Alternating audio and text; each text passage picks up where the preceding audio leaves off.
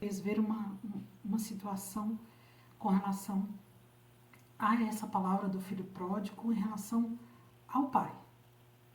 Aqui, pai e mãe, né? A casa do pai, né? Como é o modelo do pai e como é a casa do pai. E essa revelação foi muito preciosa, sim, né? Claro que ela faz a gente se rever como pais, né?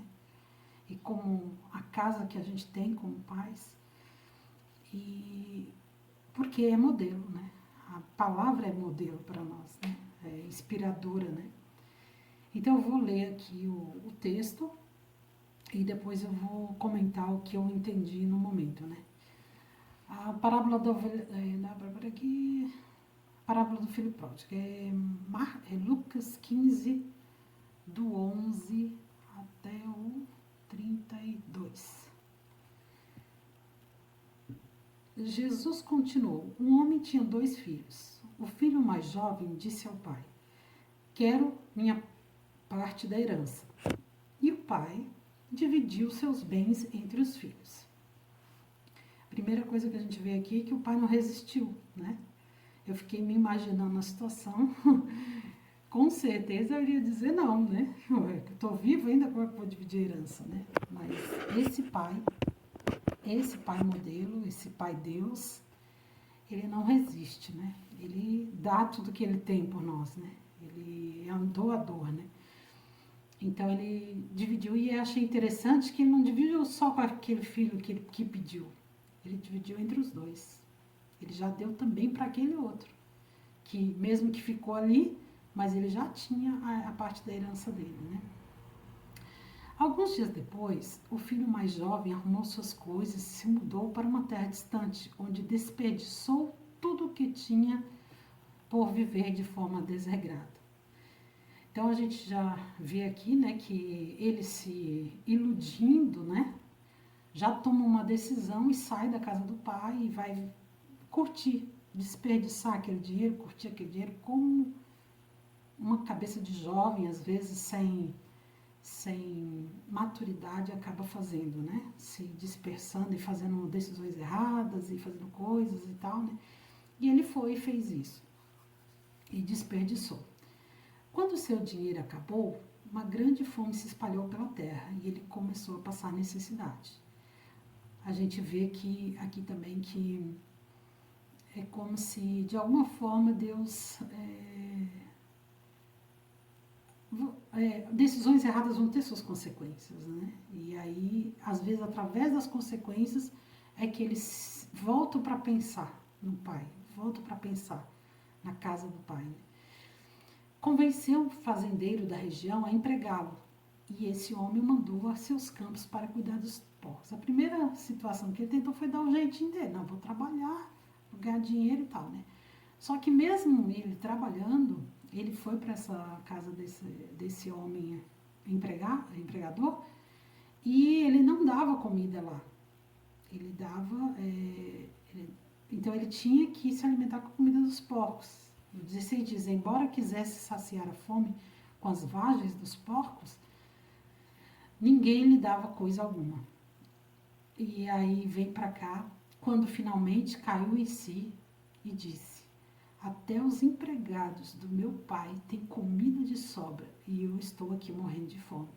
Então ele lembra que mesmo um empregado que não era filho, né, era tratado com mais honra do que estava lá fora, né? Ganhava comida de sobra, né? E ele viu a miséria que ele estava.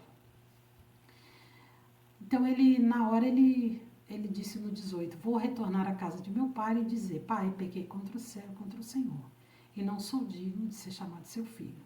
Por favor, trate-me como seu empregado. Então, ele nem se sentia mais digno de ser chamado filho pelas coisas que ele tinha feito ao pai, né? Pela desonra, por ter já pedido o dinheiro dele, tudo aquilo. Então, ele não se sentia mais nem como filho. Ele já estava se sentindo como um empregado. Ele queria pelo menos ser um empregado, porque até mesmo como empregado ele saberia que ele iria ser mais bem tratado que lá fora. E talvez como empregado ele poderia retribuir para o pai aquilo que ele né, através do seu serviço, através do que ele fizesse, né, que ele com certeza ia querer agradar o pai dele por causa do que ele viu lá fora, ele viu quanto era importante a casa do pai, né? Então ele desejou pelo menos ser empregado do pai, né?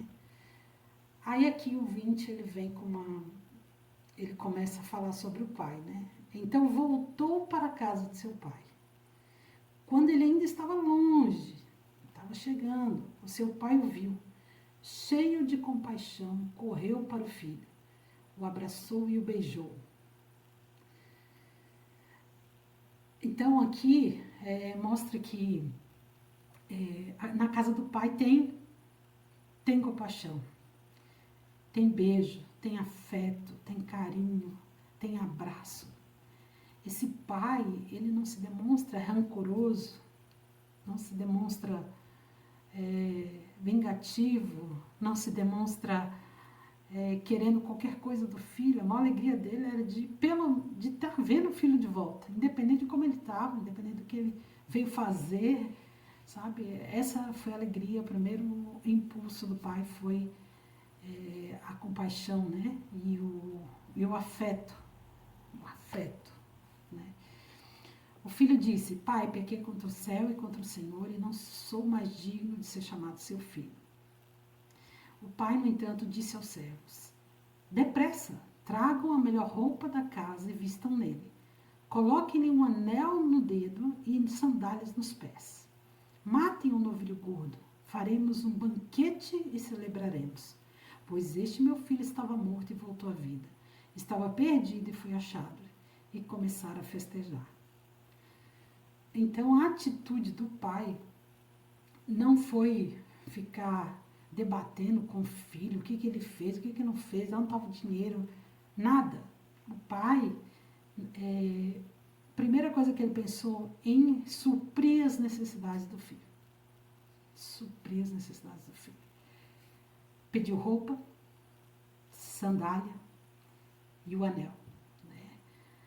Mostrou uma generosidade que só Deus em nós para nos dar essa graça dessa generosidade, né?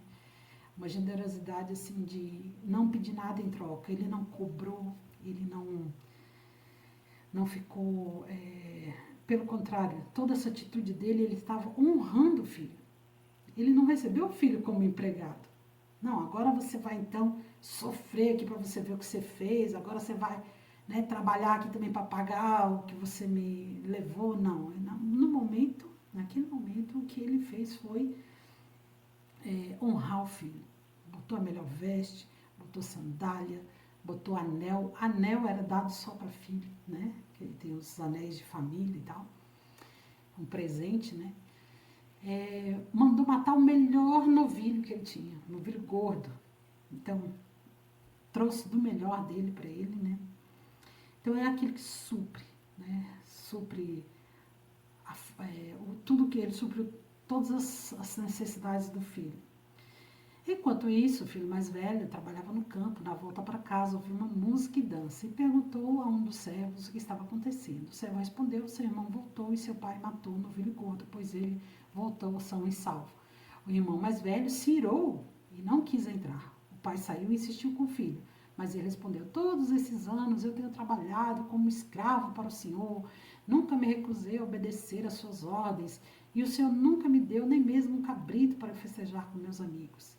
Mas quando esse filho volta, depois de desperdiçar o seu dinheiro com prostitutas, o Senhor comemora matando um novilho?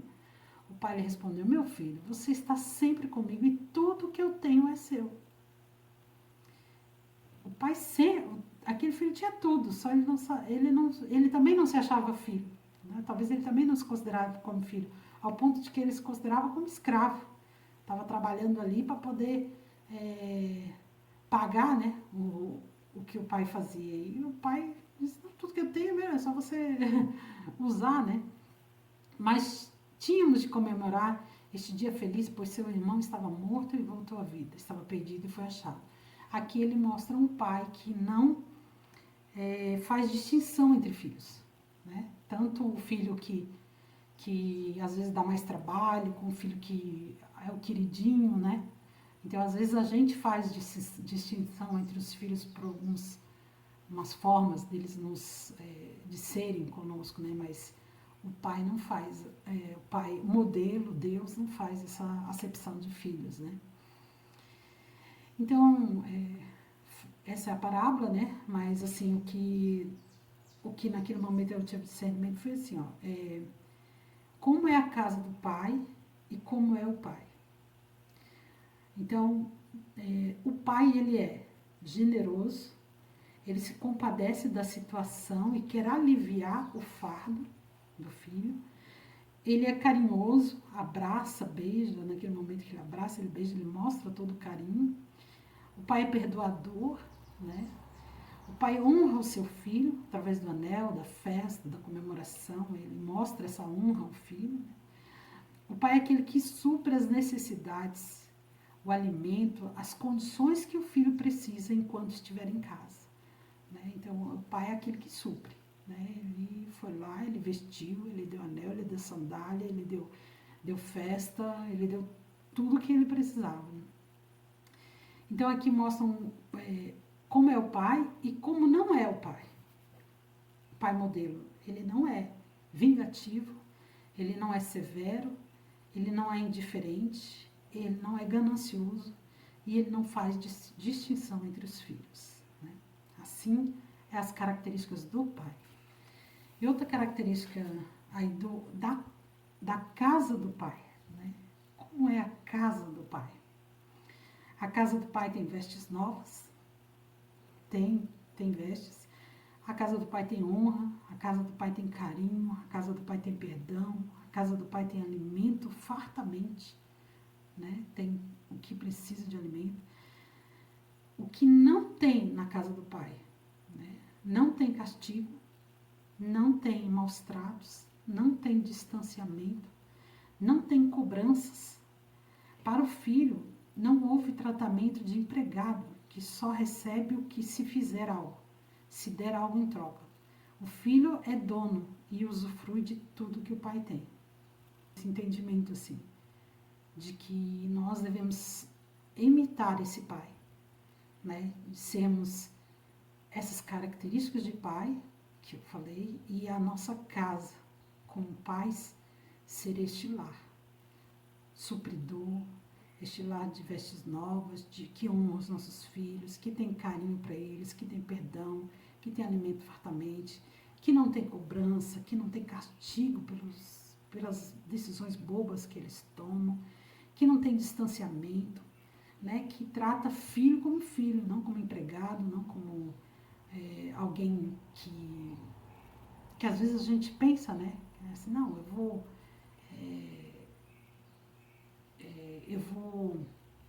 como eles já são adultos, eu tenho que cobrar deles, porque às vezes a gente tem boas intenções, porque a gente veio com esses conceitos das nossas famílias, de que vou ensinar ele assim, cobrando, fazendo ele isso, fazendo aquilo e tal, e eu vi através desse modelo de pai, de casa de pai, uma coisa totalmente diferente. Um pai totalmente doador, um amor que não busca o seu próprio interesse, que não se ressente do mal, que não age inconvenientemente, que não se ufana, que não se soberbece, mas que tudo sofre, que tudo crê, que tudo espera. Então, assim, peço, né, que vocês revejam se vocês têm algumas características que possam estar por influência dos nossos pais, por influência da sociedade, né, alguns modelos que a gente possa ter ou ter escutado alguém e estar aplicando às vezes na nossa vida, né, de cobranças, né, com relação aos nossos filhos, né. Nós precisamos ensiná-los, mas cobrar não é uma característica do pai, cobrança, né. Deus, ele nos deixa ver, às vezes, as coisas através de outras situações, né, que os filhos vão acabar vendo situações. Então, assim, eu senti muito forte vendo isso aqui. Isso também fez a gente rever algumas coisas, até como pais, na nossa casa também, né? De como ser a nossa casa para os nossos filhos, né? Esse ambiente que Deus está ensinando aqui, né? Um ambiente de tudo isso aqui. Carinho, perdão, honra, vestes novas, alimento fartamente. Claro que agora que os nossos filhos já saíram de casa, não estão mais em casa, cada um, eles já estabeleceram os seus lares, né? Então vai ser diferente porque aqui eles vão vir aqui para pegar conselho, para pegar ajuda e tal, mas não vão mais ser supridos pela nossa casa. Mas enquanto o filho está dentro de casa, não casou ainda, não constituiu o seu lar, é essa função do pai, né? Suprir as necessidades dos filhos e todas essas outras características aqui que a gente falou.